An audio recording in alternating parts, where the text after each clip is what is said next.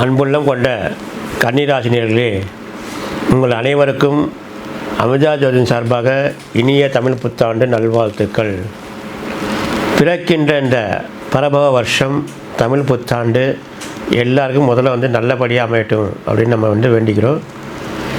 ஒவ்வொரு மாத பலன் நம்ம சொல்லிட்டு வரோம் இல்லையா, அந்த மாதிரி இப்போ சித்திரை மாத பலன்கள் நம்ம சொல்ல போகிறோம். பிறக்கின்ற தமிழ் புத்தாண்டில் முதல் மாதமான சித்திரை மாதத்தில் நம்முடைய கன்னிராசினியர்களுக்கு எப்படி இருக்கும்?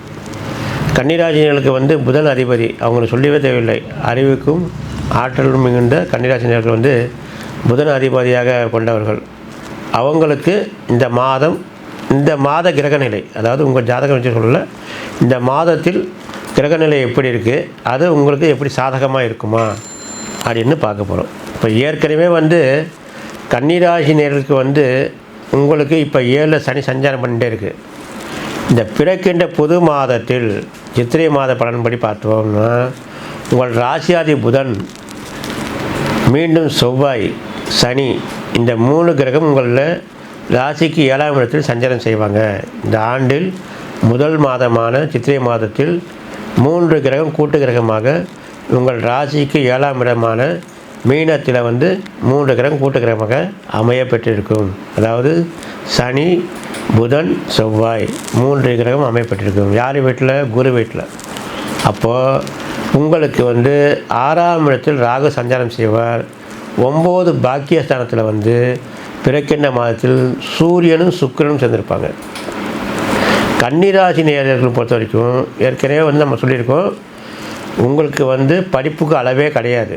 ஆனால் இந்த 2.5 வருடம் இருக்கு இல்லையா, இப்போ சனி பயிற்சியாகி இப்போ சனி உங்களுக்கு 7ல் வந்திருக்கிறதுனால படிப்பு அதில் கொஞ்சம் மந்தம் பண்ணும். அது நம்ம சனியின் பயிற்சியில் அது நம்ம சொல்லியிருப்போம். இருந்தாலும் இப்போ புது வருடத்தில் அதையெல்லாம் பார்க்க வேண்டாம். நம்ம அந்த புது வருட கிரகநிலை மட்டும்தான் பார்க்குறோம். அப்படி பார்க்கும்போது உங்களுக்கு உங்கள் ராசியாதிபதி புதனே அந்த 7ஆம் இடத்துல தான் இருக்கார்.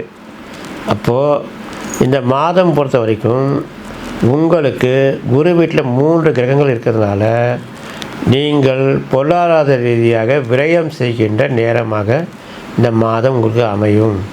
உடனே நீங்கள் பயப்பட தேவை வேண்டியதில்லை. இல்லைப்பா விரயம் என்னன்னு, அது சுப விரயமாகவே நடக்கும். முதல்ல படிப்புக்கு நீங்கள் செலவு அதிகப்படியாக செய்கிற மாதிரி இருக்கும்.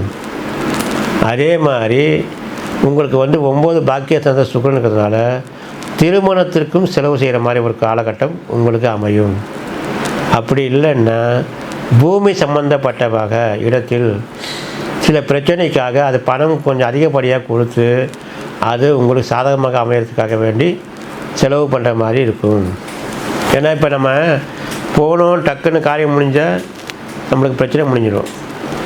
நம்ம நேரம் எப்படி இருக்குன்னா இப்போ கொஞ்சம் இன்றைக்கி முடிகிற காலம் நாளைக்கு பாருங்கள். அப்போ நம்ம பொருளாதாரையாக பார்க்க போகிறோம். இப்போ ஒரு 100 ரூபாவில் முடிகிற காலம் பார்த்தீங்கன்னா 150 போய் முடியும், கொஞ்சம் அதிகப்படியாக போகும். அந்த மாதிரி ஒரு சூழ்நிலை தான் இப்போ பிறக்கின்ற மாதத்தில் இந்த மாத கிரகநிலை கன்னிராசினருக்கு இருக்குது.